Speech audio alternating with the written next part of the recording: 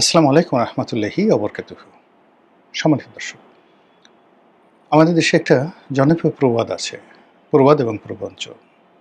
সেটি হলো নাই কাস্ত খই ভাস। এবং আপনারা যারা গ্রাম বাংলায় বড় হয়েছেন তারা জানেন যে খই ভাজা যখন হয় এবং সেই খইয়ের সঙ্গে ধান থাকে এবং সেগুলো বাছতে বহু সময় লাগে। চাল ডাল একত্র করলে যেভাবে আলাদা করতে সময় লাগে, তেমনি খই ভাজার যে পর্ব, এটা হলো প্রাথমিক পর্ব। আর দ্বিতীয় পর্ব হলো ওই খইয়ের ভেতর থেকে ধানের যে খোসাগুলো সেগুলো বের করা। এতে করে ১ কেজি খই বাছতে আপনার হয়তো ৩-৪ ঘন্টা সময় চলে যাবে। তো যখন আপনি বেকার থাকেন, কোনো কাজকর্ম থাকে না, তখন আপনি এই খই ভাজবেন এবং খই বাছবেন। তারপরে খই খাবেন। এজন্য বলা হয় নাই কাস্ত খই ভাজ। এখন বাংলাদেশের অবস্থা হলো এই, যখন আপনি কোনো কিছু মিলাতে পারবেন না, তখন এই কাজ আওয়ামী লীগ করেছে।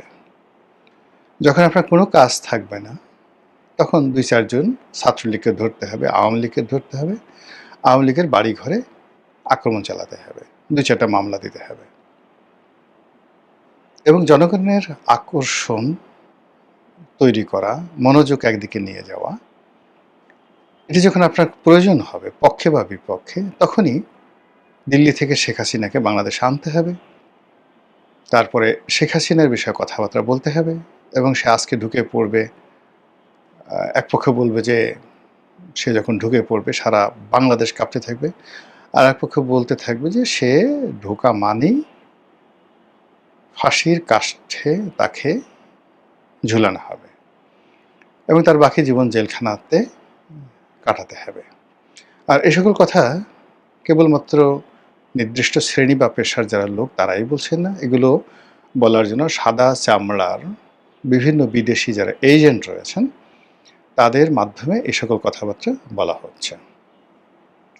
ফলে কি হলো, ঘুরে ফিরে রাজনীতিতে আমাদের ইচ্ছা থাকা না সত্ত্বেও বারবার শুধু আওয়ামী লীগের নাম চলে আসছে, বারবার শেখ হাসিনার নাম চলে আসছে।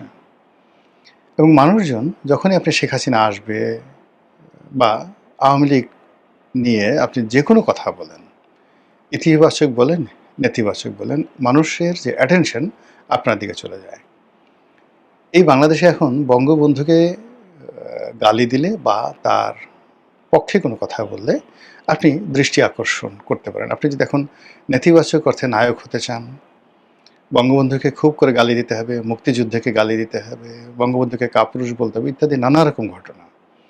আর আপনি যদি সুপুরুষ হতে চান, বীর পুরুষ হতে চান, তাহলে এই যাকে বলা হয় আমি মুক্তিযুদ্ধের পক্ষের শক্তি, শেখ হাসিনা ভালো ছিল, তারপর শেখ হাসিনা আসবে, বাংলাদেশ হাসবে, এই ধরনের কথাবার্তা বলতে হবে ইত্যাদি।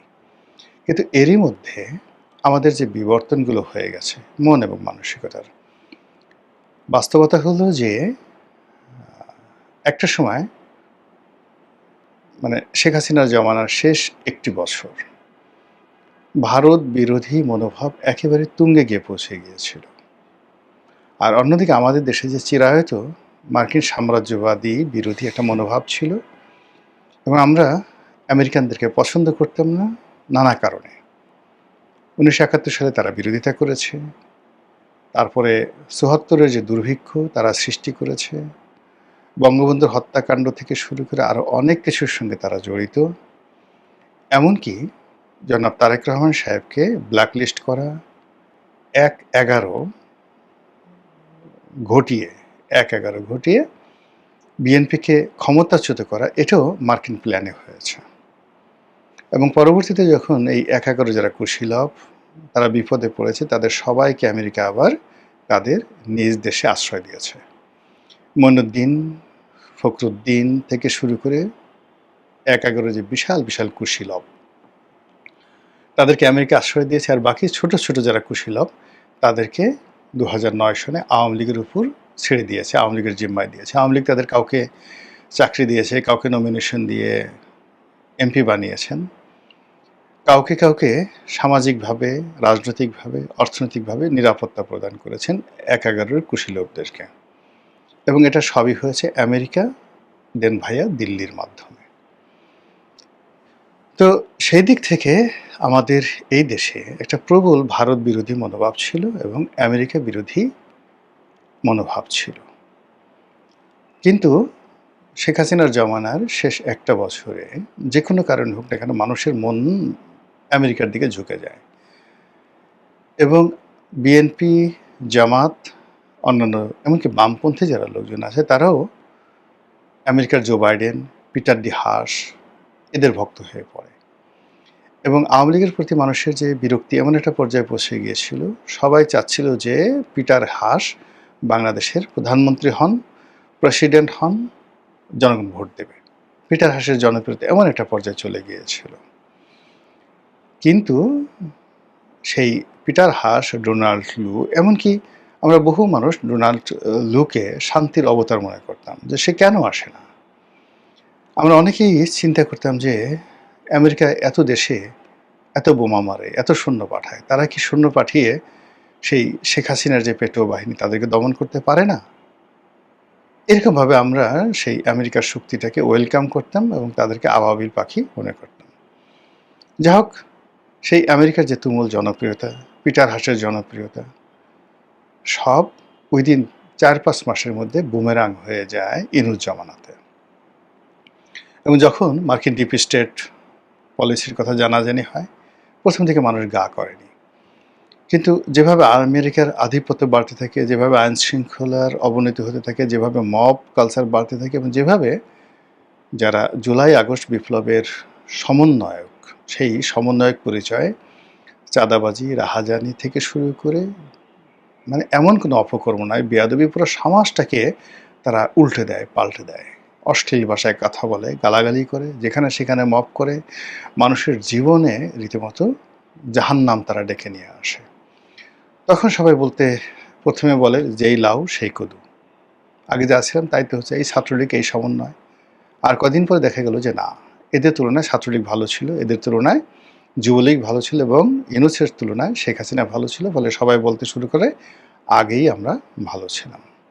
জাস্ট আফটার 3-4 মান্থ এবং ধীরে ধীরে ধীরে ধীরে সেই আমেরিকার বিরুদ্ধে মানুষের জনমত আবার সে আগের মতো হতে থাকে এবং পিটার ডি হাস রাতারাতি, ডোনাল্ড লু, পিটার ডি হাস রাতারাতি ভিলেনে রূপান্তরিত হন। তো এই যে তারা ভিলেনে রূপান্তরিত হলেন এবং সেই রূপান্তরিত হতে হতে আমেরিকা বুঝলেন যে তাদের হাতে সময় বেশি নাই, ক্ষমতা খুব দ্রুত পরিবর্তন করতে হবে, হতে হবে, অথবা যদি আমরা এটা নিজেরা নেগোসিয়েশন না করি তাহলে শেখ হাসিনার বিরুদ্ধে যেভাবে একটা গণ অভ্যুত্থান হয়েছে, ইউনূসের বিরুদ্ধে তার সাথে আরও বড় ম্যাসিভ গণ অভ্যুত্থান হবে। তার আগেই তারা একটা নির্বাচন অনুষ্ঠান করে ফেলে, বিএনপির হাতে ক্ষমতা চলে যায় এবং ইউনূস এবং জামাত এবং অন্যান্য এনসিপি তাদেরকে একটা সেফ এক্সিট আমেরিকার পক্ষ থেকে দেয়া হয়। এইভাবে আমরা আসলে শুনে আসছি। গল্প হতে পারে, মিথ্যা হতে পারে, সত্য হতে পারে, but that is the fact. তো এরকম যখন অবস্থা হয় তখন ওই যে আমেরিকার বিরুদ্ধে যে ক্ষোভ, এনসিপি বিরুদ্ধের যে ক্ষোভ, জামাতের বিরুদ্ধে যে ক্ষোভ, এটা বাড়তে থাকে। আর যখন একদিকে ক্ষোভ বাড়তে থাকে তখন অন্যদিকে মানে অপোজিট, যেমন ভারত, আওয়ামী লীগ, ছাত্রলীগ সঙ্গতির কারণে ওইদিকে ক্ষোভ কমতে থাকে। মানে তারা যে অন্যায় করেছে, ভুল করেছে, ভ্রান্তি করেছে, জুলুম করেছে, অত্যাচার করেছে, এগুলোকে কেউ অস্বীকার করছে না। কিন্তু বর্তমানে এক একজনের জীবনে যে দ্রোহ, বিদ্রোহ, যে কষ্ট, যে অভাব, যে অভিযোগ মানে একত্রে এসে পড়েছে, এটার মানে সামাল দিতে গিয়ে তারা আর ভারত বিরোধিতা করতে সময় পাচ্ছে না। খুব করে উস্কানি দেওয়া হচ্ছে বিভিন্ন মহল থেকে, এই ভারতের দিল্লি না পিন্ডি, সবার আগে Bangladesh, I have a plan. মানে এই জিনিসগুলো এখন অনেকটা মানুষের মুখে মুখে ফিরছে নেতিবাচক অর্থে। এখন নরেন্দ্র মোদী দিল্লি, অমিত শাহ বা সীমান্তে যে পুশিং হচ্ছে, এগুলো নিয়ে সীমান্ত উত্তেজনা আছে, কিন্তু বাংলাদেশের মানুষ তারা বলছে ভাত দাও, কর্ম দাও, ব্যবসা দাও, বাণিজ্য দাও, ইত্যাদি ইত্যাদি। ভাত দে হারামজাদা, নচেৎ মানচিত্র খেয়ে ফেলবো। তো এই যে একটা অবস্থা তৈরি হয়েছে, সেই অবস্থার মধ্যে শুধু বারবার সামনে আসছে শেখ হাসিনা কবে আসবে, শেখ হাসিনা আদৌ আসবে কিনা, শেখ হাসিনার সঙ্গে দিল্লিতে কারা কারা দেখা করছেন, তারপরে বিভিন্ন রকম মিডিয়া তো মূলধারার মিডিয়াকে বলছে না, কিন্তু সামাজিক যে মাধ্যমগুলো রয়েছে সেখানে যারা আওয়ামীপন্থী ইনফ্লুয়েন্সার রয়েছে বা বিএনপি বিরোধী ইনফ্লুয়েন্সার রয়েছেন, জামাতপন্থী ইনফ্লুয়েন্সার রয়েছে, মানে সব মিলে একটা জগা খিচুড়ি তৈরি করে শেখ হাসিনাকে এমন একটা জায়গাতে মানে বসানো হয়েছে, অবস্থা দৃষ্টি মনে হচ্ছে যে শেখ হাসিনা সেখানে মুঘল সম্রাট আকবরের মতো বসে আছেন। নরেন্দ্র মোদী, ভ্লাদিমির পুতিন, আমেরিকার প্রেসিডেন্ট ডোনাল্ড ট্রাম্প নিয়মিত সেখানে তাদের প্রতিনিধি পাঠাচ্ছেন এবং শেখ হাসিনাকে বাংলাদেশে পাঠানোর জন্য, বরণ করে নেওয়ার জন্য তারা সর্বাত্মক প্রস্তুতি নিচ্ছেন। এবং শেখ হাসিনা যেদিন আসবে, মানে এরকম একটা আওয়ামী লীগের লোকজন প্রচার করছে, সেই দিন ভারতের জঙ্গি বিমানগুলো, আমেরিকার জঙ্গি বিমানগুলো, এমনকি রাশিয়ার জঙ্গি বিমানগুলো একত্রে সে শেখ হাসিনার যে প্লেনে তিনি আসবেন সেই প্লেন গার্ড দিয়ে বাংলাদেশে নিয়ে আসা হবে। এইরকম একটি অবস্থা তৈরি হয়েছে। আর যখন এরকম একটা ঘটনা ঘটে, শেখ হাসিনা তো খুব ছোট খেলোয়াড় নন, অনেক পাকা খেলোয়াড়, বহু ঘাটে পানি খেয়েছেন, বহু মানুষকে নাস্তানাবুদ করেছেন, জীবনে বহু উত্থান পতন দেখেছেন। কাজেই এরকম একটা যে পরিবেশ তৈরি হয়েছে, সেই পরিবেশটিকে 16 আনা নিজের পক্ষে ব্যবহার করার জন্য যত কৌশল রয়েছে, যত শক্তি প্রয়োগ রয়েছে, যত সম্পদ বিনিয়োগ রয়েছে, সব জিনিসগুলো তারা মানে আওয়ামী লীগ এবং শেখ হাসিনা নিজে যুগপৎভাবে তারা করছে। ভারত তাদের শতভাগ ওকে আছে। ইংল্যান্ডে তারা একাধিক লবিস্ট ফার্ম তারা নিয়োগ করেছে। আমেরিকাতে তারা একাধিক লবিস্ট ফার্ম নিয়োগ করেছে এবং নেতাকর্মীদেরকে চাঙ্গা রাখার জন্য একের পর এক যে ন্যারেটিভ সে তৈরি করছে, সেই ন্যারেটিভের ফলে কি হচ্ছে যে শেখ হাসিনার দেশে আসাটা এখন মানুষের মুখে মুখে ফিরছে, প্রতিটি মানুষের মুখে মুখে ফিরছে। এই কবে আসবে, আসলে কি হবে, আসলে আমরা কি করব, শেখ হাসিনা কীভাবে আসবে, এয়ারপোর্টে আসবে নাকি যাকে বলা হয় সীমান্তে দিয়ে ঢুকবে, সে কি এসে সরাসরি জেলখানাতে ঢুকবে নাকি সরাসরি সুধাসদনে যাবে নাকি সরাসরি যমুনাতে গিয়ে পড়বে, এরকম নানা রকম আবুল তাবুল কথাবার্তা বলা হচ্ছে। পক্ষের লোক মানে তারা বলার চেষ্টা করছে সে আসলে সব কিছু কাঁপতে থাকবে, সে আসলে তছনছ হয়ে যাবে। আর সরকারের যারা লোকজন আছে তারা একটা যারা অতি জ্ঞানী তারা চুপ হয়ে বসে আছে, দেখি কি হয়, বেশি কথা না বলাই ভালো। আরেকটি গ্রুপ তারা বলার চেষ্টা করছে যে আরে আসুক, আমরা কি তখন তাকে ফুলের মালা নিয়ে তাকে বরণ করার জন্য বসে থাকবো নাকি, আসলে দেখা যাবে, তখন দেখা যাবে। আরেকটা গ্রুপ বলার চেষ্টা করছে পূবের সাথে পশ্চিমে বসে গেলেও সে আসতে পারবে না, এবং এই জন্য নানা রকম তথ্য এবং উপাত্ত হাজির করা হচ্ছে।